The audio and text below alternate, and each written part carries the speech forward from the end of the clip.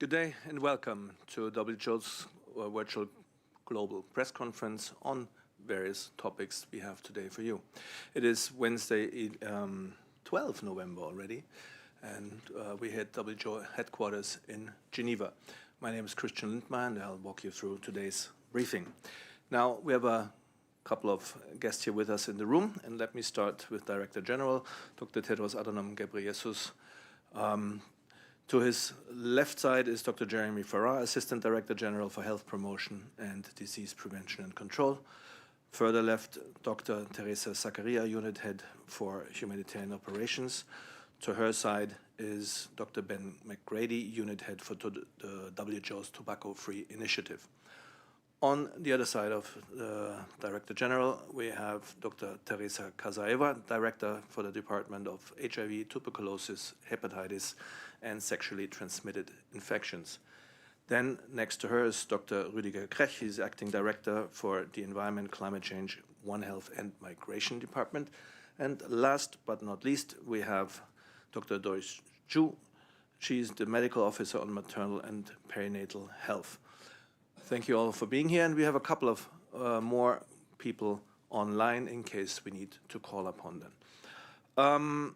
Now with this, let me hand over to the Director General for the opening remarks.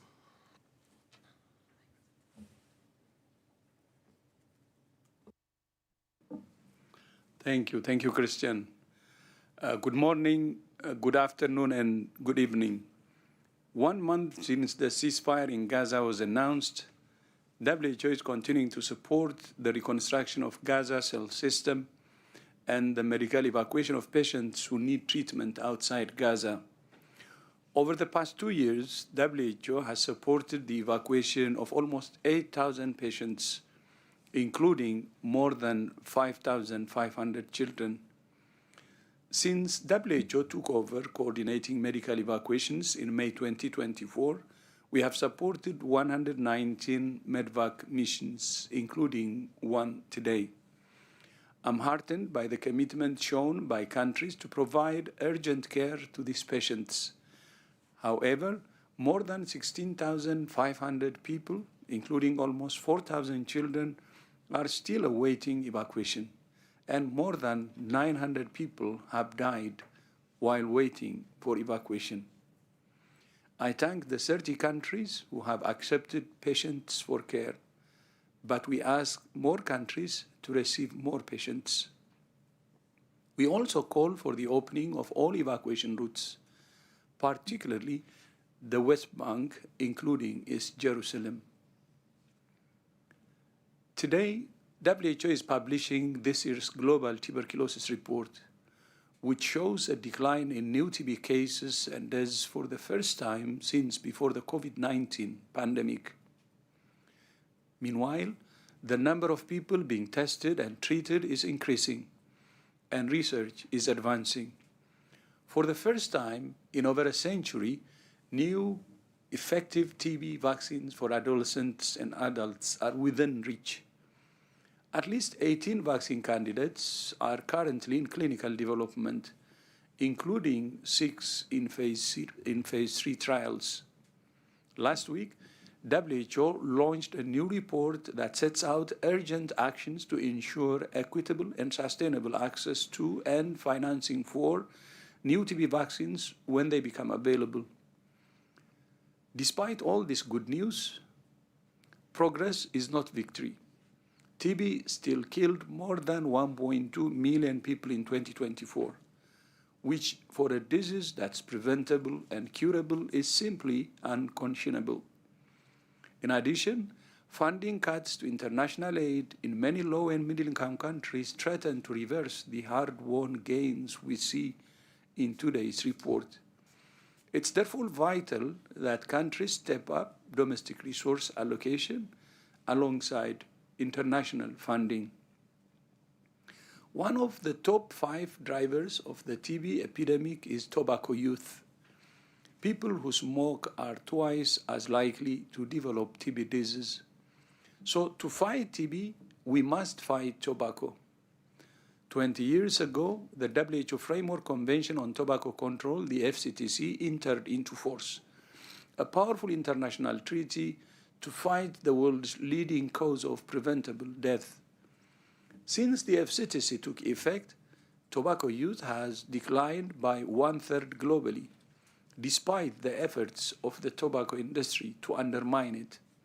Next week, the Conference of the Parties of the FCTC will hold its biennial meeting, and we're aware of attempts by the tobacco industry to infiltrate and undermine its work. The success of the FCTC has meant tobacco companies have had to develop new products to attract new customers. The use of nicotine products, such as e-cigarettes and nicotine patches, has expanded rapidly due to aggressive marketing with bright packaging, sweet flavors, social media influencers, and false claims of harm reduction.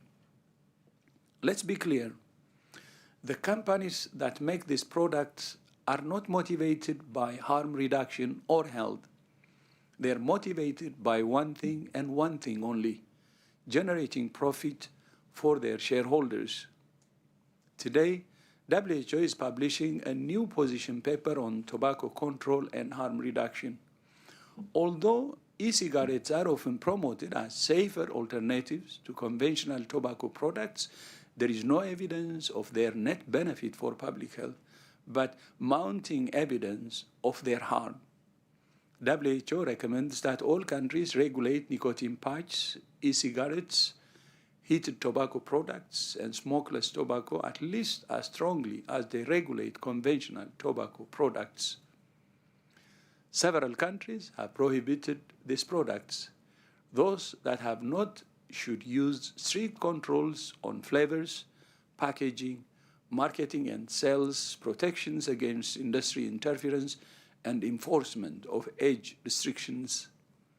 We also urge governments to expand support for proven cessation methods, including counseling and approved nicotine replacement therapies.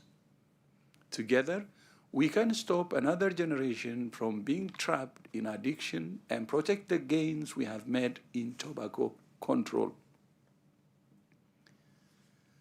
Over the next few days, WHO will release several new products to support the health of women and newborns. The first is for World Diabetes Day this Friday, the 14th of November. This year, WHO has chosen the theme of diabetes across life stages, which highlights the fact that diabetes can affect people at every moment of life, including during pregnancy.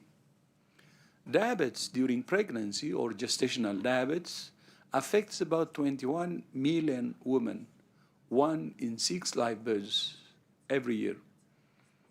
It can cause complications including preeclampsia, stillbirth, and congenital abnormalities.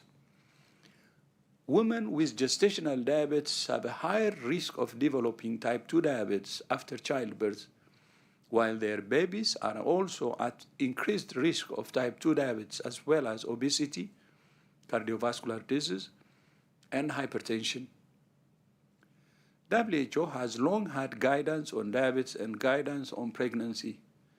But to mark World Diabetes Day, we're launching our first global guidelines for the management of diabetes during pregnancy. Second, this Saturday, the 15th of November, marks the first World Prematurity Day. Each year, an estimated 15 million babies, 1 in 10, are born too soon, 80% of them in low and middle-income countries. It's vital that preterm babies receive special care and attention from the first moments after birth to preserve their lives, to give them better health throughout life. To mark the day, WHO is launching a new global guide on kangaroo mother care, a method of caring for preterm babies that involves skin-to-skin contact and breastfeeding. And third, next Monday, the 17th of November, marks the first World Cervical Cancer Elimination Day. Since we launched our global call to action on cervical cancer elimination in 2018, many countries have scaled up access to screening, treatment, and vaccines against human papillomavirus, or HPV, which causes almost all cases of cervical cancer. Just in the past year, countries including Angola, Cuba, Ghana, Indonesia, Nepal, Nigeria, Pakistan, Rwanda, South Africa, Tajikistan, and Tunisia have either introduced HPV vaccines into their routine immunization programs or conducted large national campaigns or adopted bold national strategies for cervical cancer elimination.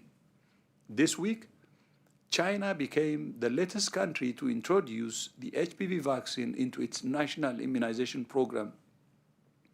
Each year, there are an estimated 150,000 new cases of cervical cancer in China, almost 1/4 of the global burden.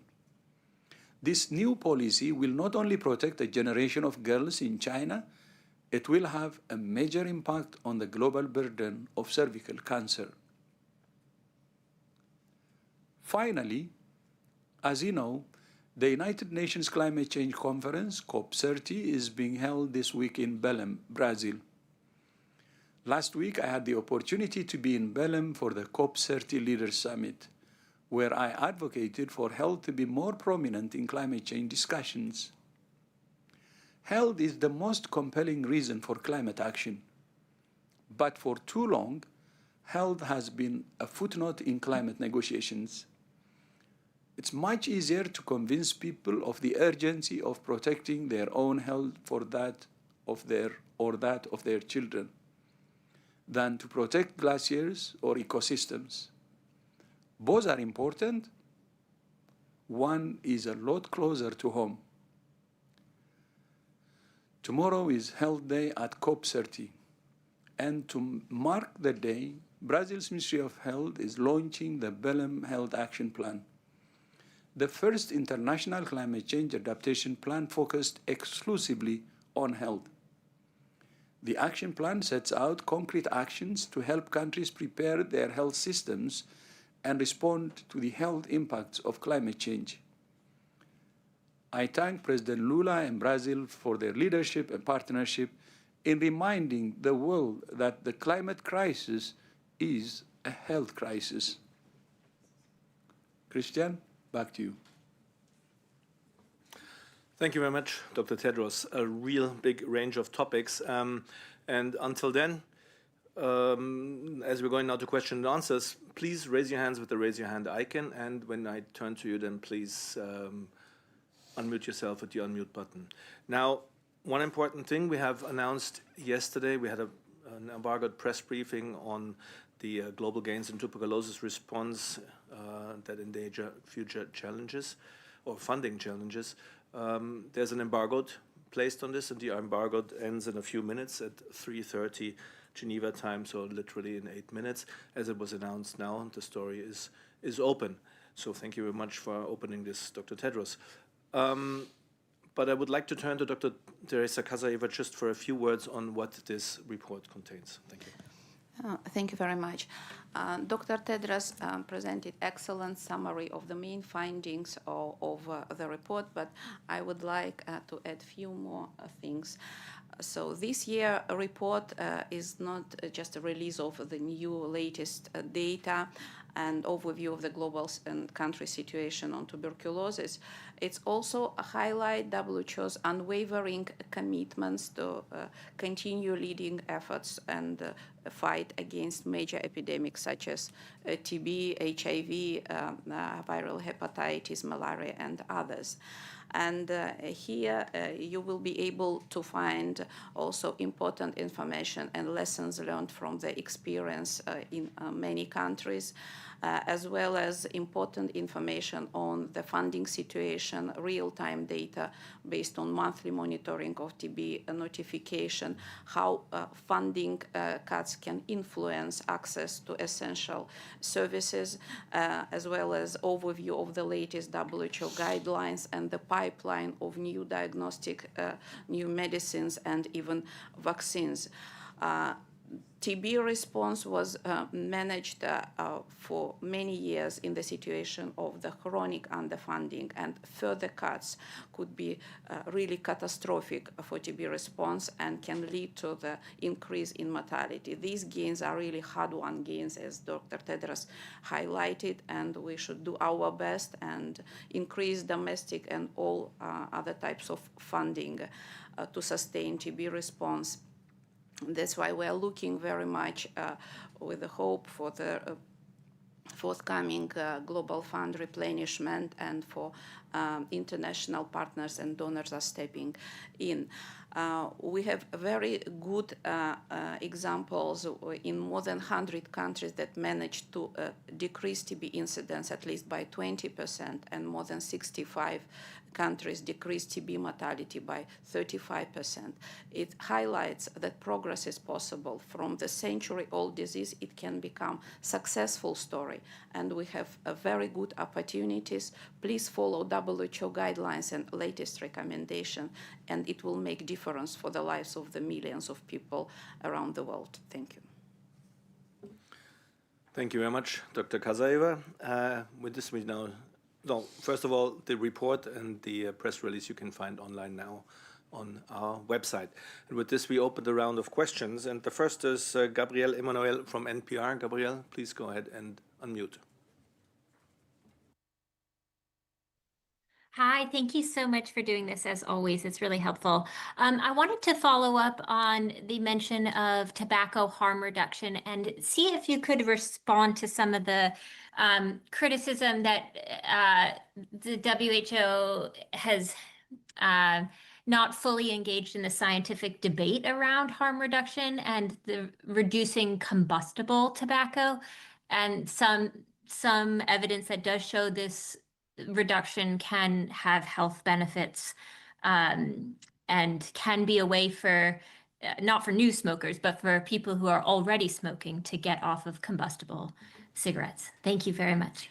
Thank you very much, Gabrielle. And we turn to Dr. Ben McGrady. He's the unit head at the Tobacco Free Initiative here at WHO. Thanks very much. And just to clarify, actually, head of the public health law work on tobacco control, and my colleague Vinayak Prasad, who heads the Tobacco Free Initiative, can't be here today.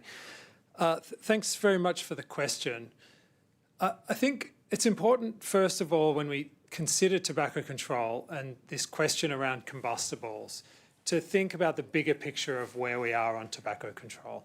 Dr. Tedros mentioned that it's 20 years since the Framework Convention on Tobacco Control came into force.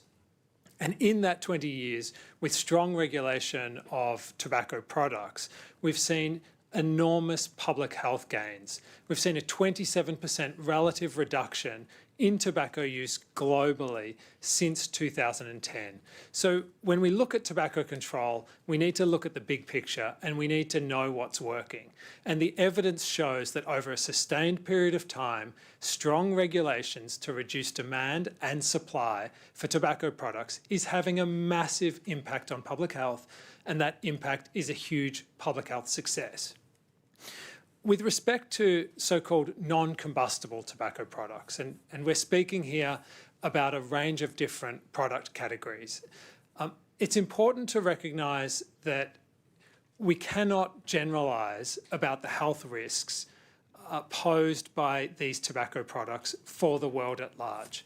Even within smaller product categories like electronic cigarettes or heated tobacco products, the risks posed by individual products are not the same. We see huge variation within product categories. We see huge variation in terms of how the products are used, how the products are manipulated before use. And so it's not responsible to simply generalise for the world at large about the health risks associated with different products. What we're stressing in the position that we are releasing today is that governments should regulate all categories of tobacco, nicotine, and related products to a common minimal level. This means implementing proven tobacco control measures like health warnings, like taxation, like prohibiting advertising, promotion, and sponsorship for all categories of products. This is essential to ensure that when we look at the population at large and the health of the population at large, these products do not lead to a new generation of addicts, nicotine and tobacco addicts, and a new generation and wave of health harms. It's essential that these measures are put in place across all product categories to protect public health. Thank you. Thank you very much, Ben. Yeah, quick reminder, because apparently a couple of journalists have not identified themselves at their outlet. So please do that, your full name and outlet, in case you want to jump online and ask a question. Otherwise, we cannot take you. Thank you very much. Second question goes to AFP, Robin Millar. Robin, please go ahead.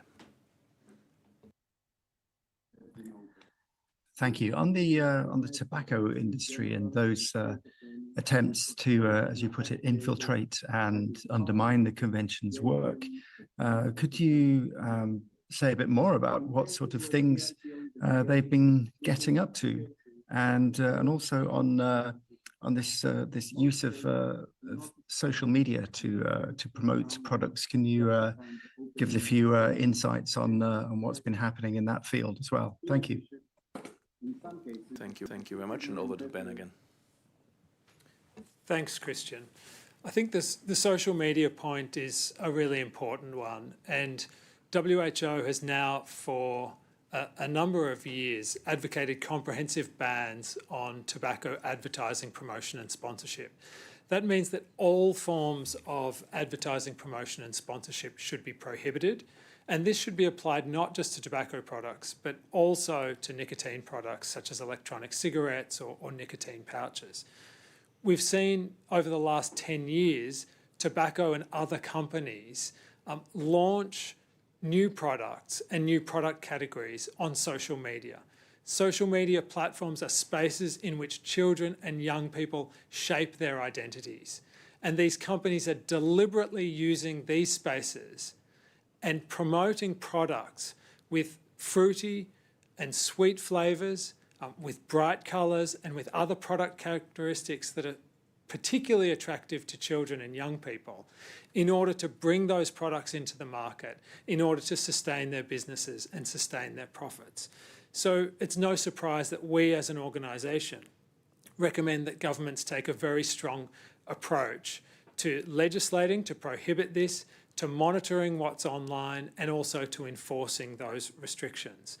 This is particularly important, we've seen over the last few years, with new product categories like electronic cigarettes that have led to an alarming rise in youth among children.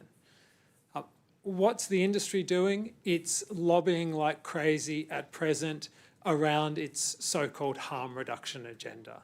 And the industry is particularly focused on trying to sow division and to sow a narrative that these new categories of products are reduced harm products. But the reality of the situation is that these products are being marketed as consumer products to the world at large. And as I've already said, they have sweet flavours, they have bright colours, they have characteristics that are specifically attractive to children and young people. This is not public health harm reduction. This is uncontrolled, this is not pursuing a public health agenda, and this is not monitored with public health goals in mind. Thanks very much. Thank you very much, Ben, and a good moment to remind everyone that tomorrow at, I think at 3 o'clock, the WHO Framework Convention for Tobacco Control, FCTC, has a press conference where you could also tune in virtually. Thank you. Next question goes to Geneva Health Files, Priti Patnaik. Priti, please go ahead. Good afternoon. Thanks for taking my question. We wanted to know about any preliminary assessment that WHO has done on the US bilateral contracts with certain developing countries on accessing biological information in exchange for aid. There is apprehension that this could directly affect the pathogen access benefit sharing negotiations at WHO and the wider PPR agenda. If you are able to comment on this, that'll be great. Thank you. Thank you, Priti. And I think we have Steve Solomon, our principal legal officer online. Steve, if you're there, please go ahead. Yeah, thank you, Christian, and thank you, Priti, for the question. This issue of the U.S. initiative in this area came up during the most recent session of the Intergovernmental Working Group, IGWIG 3, as we're calling it. I'm sorry, I'm out of focus here. The member states are closely following this issue. The organization, the Secretariat, is working to support member states in that, and we will continue to follow these developments, ensuring that the work of multilateral, fair, equitable access and benefit sharing system is advanced in accordance with the pandemic agreement and its Article 12, which was adopted by the World Health Assembly, is critical for the organization and for its member states. The objective is to deliver a multilateral pathogen access and benefit sharing system to the Health Assembly in May of next year for its approval, so that the pandemic agreement and this system, which will ensure better access in the face of future vaccines, therapeutics, and diagnostics, this is critical for the organization and its member states. And so we will continue to work in that connection. Thank you very much, Steve. Next question for NBC News, and that's Erica Edwards. Erica, please go ahead. Can you hear me okay? All good. Thank you so much. So my name is Erica Edwards. I'm with NBC News, and I'm wondering if someone could please speak about H3N2, which is getting a lot of headlines from the UK and Canada. Apparently a worrisome strain of the flu circulating early. The CDC here in the US isn't releasing any information about the flu because of the shutdown and so many layoffs at the agency. And I'm curious whether WHO can provide any insights into the spread of this particular flu and what it might mean for the US. Thank you. Thank you for this, Erica. And we have Dr. Wenjing Zhang. She's unit head for our Global Respiratory Threats Unit. And Wenjing, please go ahead. Thank you, Chris, and thanks very much for the question. So now we are in November. Actually, for the Northern Hemisphere, we are about to enter into the winter season. And often, this is a season for seasonal influenza epidemics occurring. And for many countries, or for almost all countries, that the timing of start of the season could be varying, but always around this period of time. So in the past several weeks, there were many countries having reporting that their influenza season started. But if we look at historical record of the timing of the start of the season, actually it is not unusual. And your question about the specific H3N2 strain recently reported from UK. So actually H3N2, this is a seasonal strain. And this is one of the several strains like H1N1, H3N2, and E strains circulating and causing seasonal epidemics. That particular strain, and it is named clade or subclade K, this is a small group that emerged since June.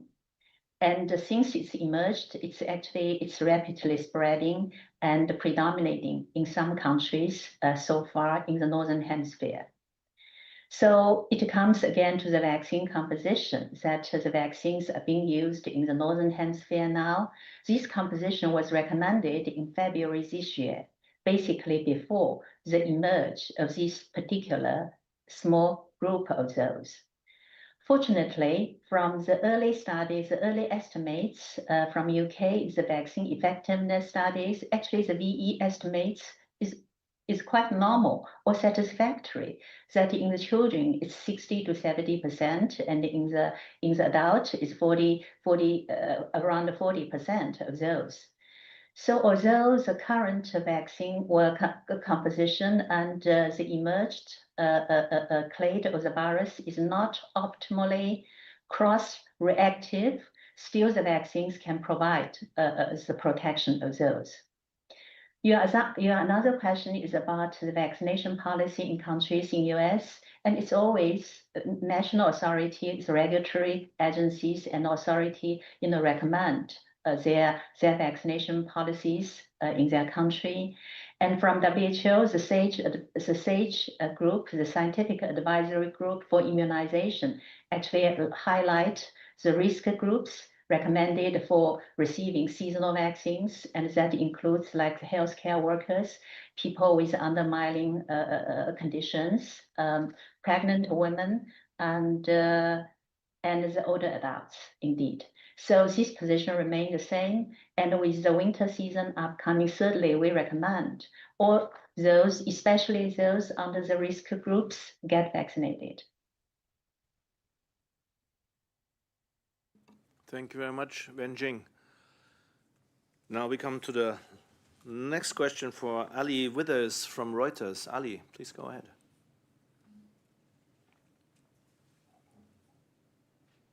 Hi there. Hi, thank you for doing this briefing. My question is for Dr. Tedros, please, regarding COP30.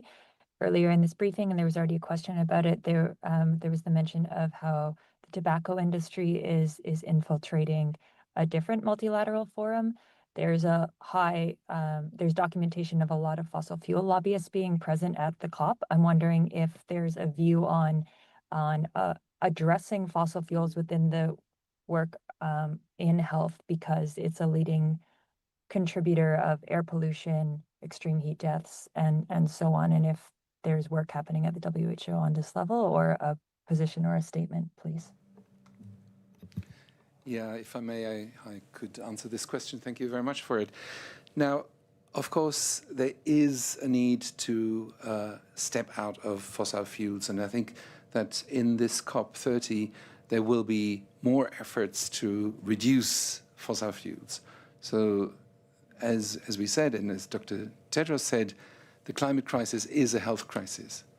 And so therefore, we need more action and more implementation. We need to go through to renewable energies which are available and effective and efficient, and can create a lot of business as well. So while we have seen a lot of health negotiations or health discussions at the COP, we have not yet seen a formal place for negotiations of health. And what we see from Belém just now, following the discussions there, it is high time that health becomes an issue for formal negotiations, and we hope to see this already at COP31. Thank you. Thank you very much, Rüdiger. Next question goes to Christiane Oelrich from the DPA. Christiane, hello, and please unmute. Danke, Christian. My question is going back to tobacco. An expert paper that is to be presented at the COP has measures for the future on how to effectively fight tobacco, and it has suggestions that have kicked up some storm, at least in the German media, about banning filters for cigarettes. I already talked to Ben about that, but I wonder whether WHO has a more of a political answer to this question. These suggestions are considered as extreme in some quarters. Is it maybe not very beneficial to come up with something where a lot of people who are basically agreeing that more tobacco control is necessary would say, well, this goes way too far and diverts from the actual issue of taxation and so on? I wonder whether Rüdiger might be able to answer this, because I know that he's the tobacco specialist from only a few months ago. Thank you very much. Thank you very much. And actually, your question is related not only to tobacco control, but also to the Plastics Treaty. And here we have a very strong stand. We do believe that it is high time to ban those plastics because we don't see the health benefits of plastic filters. We see that this is or has been the same tactics of tobacco industry to say, well, filter cigarettes are less harmful. It goes back to the same argument that Dr. McGrady has made just earlier. And we do not see the health benefits of these filters. So therefore, they must be banned because they are the highest pollutants in waters, in oceans, of these plastics that are contaminated also with toxicants. So therefore, yes, we do call for banning these filters. Let me see if anybody wants to add anything. Oh yeah, Dr. McGrady.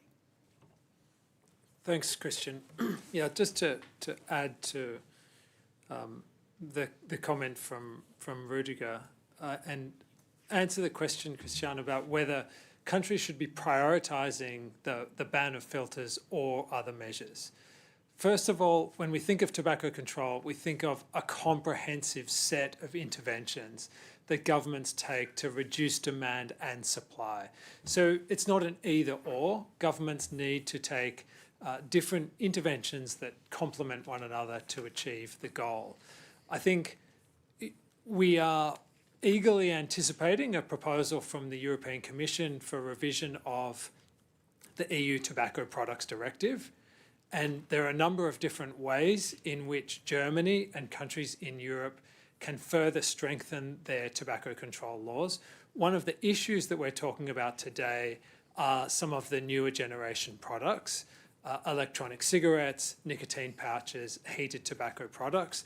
These were not addressed in detail in the 2014 EU Tobacco Products Directive, and we would encourage the European Commission and EU member states to strengthen their regulation of these products and take the opportunity of a revised directive to do so. We think that they can make substantial progress in tobacco control and address what is a serious issue now of use of these products by children. And just to give you one statistic on this, when we talk about e-cigarettes, the latest data that we have shows there are 15 million children worldwide using e-cigarettes. And in countries that have data, we see use rates among children 9 times higher than among adults. It's clear that it's time for Germany, for the EU member states, and for countries at large to take strong action to address these products. Thank you. Thank you very much, Ben. And this brings us to the end of our briefing. I thank you all very much, and I thank the panelists here and those online. We will send the post-presser remarks and Dr. Tedros' opening remarks very soon after the briefing. And with this, back to Dr. Tedros for closing. So thank you very much again to the press for joining us today, and see you next time.